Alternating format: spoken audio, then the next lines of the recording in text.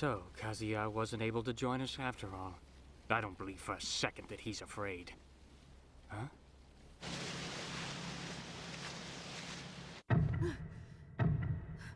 It's close.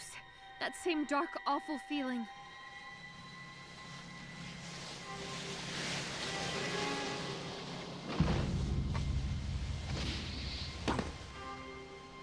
Well, well, I'm glad you finally decided to make it, my dear. Sonic Ha. Your subscribers Will be delighted to hear that you will be entering the competition.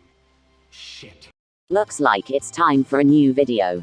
Given how well my editing and uploading for my last video went, I've decided to give it another try with a new project. With the upcoming Tekken anime being right around the corner, I thought it would be appropriate to put the 3 significant Tekken adaptations through a process I like to call adaptation overview.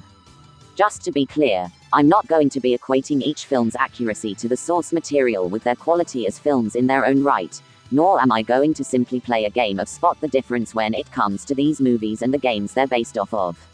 I'll be pointing out the differences between the games and the films, discussing whether or not those differences feel well thought out only looking at the film, and at the end give my thoughts on what they were trying to accomplish as adaptations. Now let's get ready for the next battle. Round 1. In the Tekken 1 manual, it's implied that Kazuya's quality time with his father was just between the two of them. The movie changes that by having Jun also be present during that horrible event. At first this seems like an odd choice given the movie later reveals she not only tried looking for him, but also told other adults about Heihachi's unique way of disciplining his kids. However, given how the Zaibatsu is depicted throughout the rest of the movie, it's safe to say the adults she did tell were too afraid of Heihachi to even do something as indirect as help Jun look for Kazuya, so I would say it all lines up well enough. Moving on to Jun, the movie decides to change her role from animal rights activist who enters the tournament to confront Kazuya about his illegal activities, to police entering to get incriminating evidence concerning Heihachi's crimes. This change does come across as superfluous when she hardly does any police work in the movie, and pretty much forgets her initial goal once they get on the boat. It's possible they did this so that they could ease the audience into the more supernatural aspects of her story by having her start off in a normal situation, but given the fact that no one really seems to care or talk about her being a cop in this movie, then it appears that the writers wasted their time.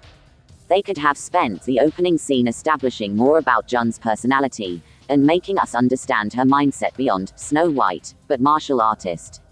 Lei basically has the same background as he did in Tekken 2, although in the movie he's given a partner in the form of Jun. This is reasonably explained in the movie, but his introduction.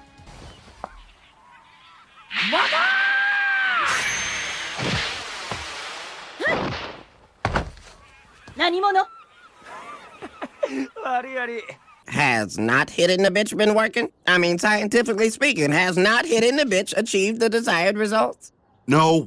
With Nina, they've taken her motivation of wanting to kill Kazuya for Tekken 2, and made her employer in the movie the Zaibatsu, making her a temporary co-worker of her sister, who is still working for the Zaibatsu like in Tekken 2.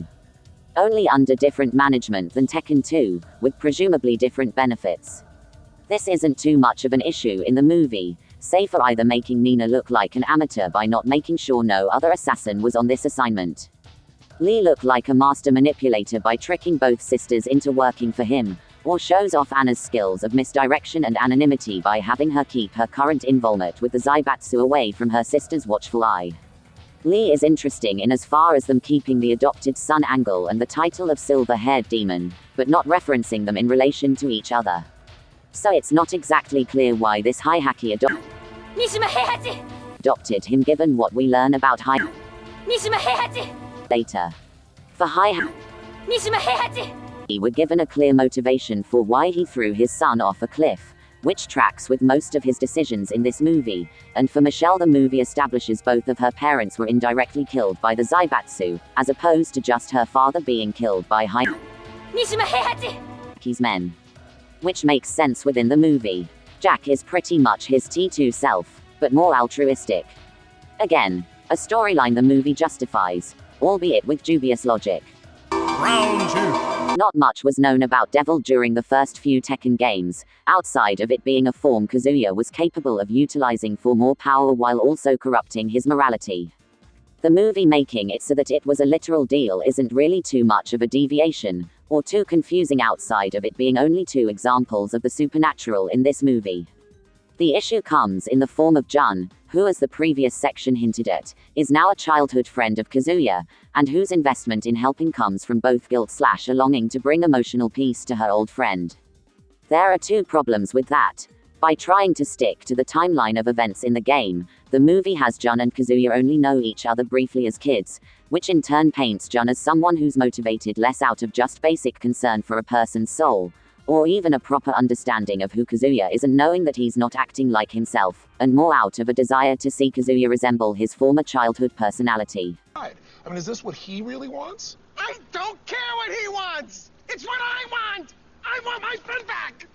Its own that's not really a problem, and even humanizes Jun by showing even she's capable of having a biased perspective and putting her own wants over reason.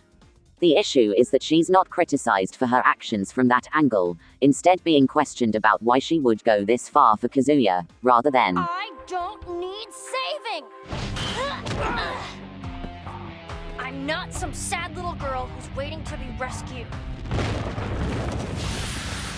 I wanted to be this way. I wanted to go enslaved. I wanted to annihilate you and your pathetic friends. The second issue is that in order for their relationship to flourish, the movie has to either downplay Kazuya's cruelty, which has the effect of lessening the concerning battle for his soul if the technically soulless man is still this amicable, or make it seem like Jun is perfectly content with being hurt or even killed by Kazuya if it means ensuring his safety and happiness. Which are building blocks for an unhealthy relationship, especially if children are involved. Speaking of child rearing, makes it clear that his treatment of Kazuya was so that the latter could learn to find his own strength, and to cultivate said power through anger, and a desire to tear apart anyone who stands in the way of achieving your goal. So how on earth did someone like that manage to raise a child like Lee? With his motivation for cliff-tossing Kazuya being unclear in the first game, him adopting Lee as a rival to Kazuya made a fair amount of sense, with it being likely he wanted to see which child could actually rise to his standards given their fundamental differences. Yet with the movie establishing that he pretty much always viewed Kazuya to be his potential equal, then questions start coming up, such as how to immediately throw Lee off a cliff the moment it looked like he was relying too much on his wealth, or why did he even waste time adopting a son if he really just needed a henchman. An argument could be made that he simply wanted to use Lee as a red herring to threaten Kazuya's position as heir, but that stops making sense when you realize he doesn't put on a kind persona with Lee behind closed doors or in front of people. On to the Williams sisters. The movie shows that their relationship with the current employer goes deeper than just a simple deal. Although Nina not clearly reciprocating his feelings, and Anna stating that she suspects Lee's compliments are empty makes me question why the characters or film pretend like there's mutual romantic feelings at all. There's also something to be said about 2 of the most popular female Tekken characters being ineffectual assassins/arm candy, but I'll save that for another video. I will say it is appreciated how the movie is subtle with the narrative parallel of Nina and Anna still fighting over the approval of a man who's just using them. Yet that parallel really can't be appreciated until 32 minutes into the movie, where they finally reveal what their issues are, particularly when it comes to their father. At first you would think it's there to keep a sense of mystery and intrigue around the Williams sisters, making this reveal feel impactful, but no, they're treated as your standard hired guns throughout most of the movie. With this speech being the first bit of genuine depth given in the film. Aside from the fact that said speech borders on having the characters say how they feel, it also comes right before a significant change happened towards both the sisters, so you don't really have much time to think about what you were told about their past before it's quickly discarded. As said before, Lei is given a partnership with Jun, which quickly dissipates once they get on the boat.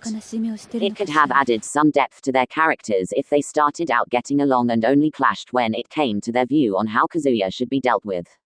Conversely, they could have kept the same friction they had in the film, but dropped what they were doing to quickly help the other, showing they took their partnership seriously. Michelle basically has the same relationships as she does in the game, and Jack ends up making a better partner for Lei thanks to his objective, and also being more altruistic.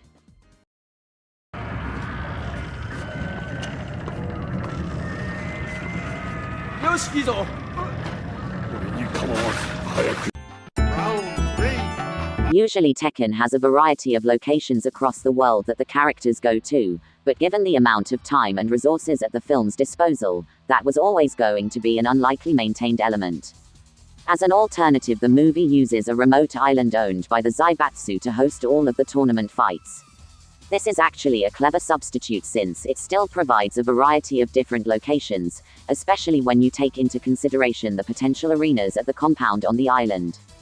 This isn't really utilized to its full potential due to how the other characters are treated, which brings me to discussing the other characters in the film. They don't have any. They're basically glorified extras who are lucky if they even get 2 lines of dialogue. This isn't exactly a new phenomenon with fighting game movies, but other films normally at least give some noticeable differences in the locations and fights, giving us some idea of what the rest of the fighter's personality may be like. Here they're just cannon fodder for the main characters to tear through, or ignore as they reach the true goal. And Jack is pretty much like his game. And I get it! Come on! Final round. Unlike any of the games at the time, Anna meets a gruesome end at the hands of a Zaibatsu experiment. You can look at it as either the film indirectly confirming her crime when it comes to their father, with this being her karmic punishment. Narrative symmetry, as Nina is left to live on her own while Anna suffers from paying too much attention to humiliating her sister, or a tragedy since it's possible they would have reached an understanding if their fight continued. Lee ends up having a mental breakdown and destroying the island, with everyone he wanted dead, making it off in time, robbing him of the chance to truly start over. Escapes to continue his own plans for the world, which given the game talking about is keeping in line with his character. Lei gets the evidence he's looking for while Jack, well, finally Kazuya manages to expunge the devil from his soul, rather than fuse with it, and thanks Jun by saving her life, and giving her a new one. Yet given the fact that we don't see him with Jun and Jin at the end of the film, it's safe to assume that my statement regarding unhealthy relationships wasn't empty conjecture. When it comes to adapting the Tekken games, it appears that this film wanted to give more pathos to a handful of the character stories, with major changes like giving certain characters a history together and giving twisted reasoning behind crucial actions in the story, to smaller details like having the Mishima men still use familial titles when addressing each other. Unfortunately, the structure of the film runs counter to most of the objectives it wants to achieve, with it either spending too much time on ideas it doesn't need, or not enough time exploring the ideas it seems to hold at the highest of importance. With all that being said, I have a feeling it gets harder from here.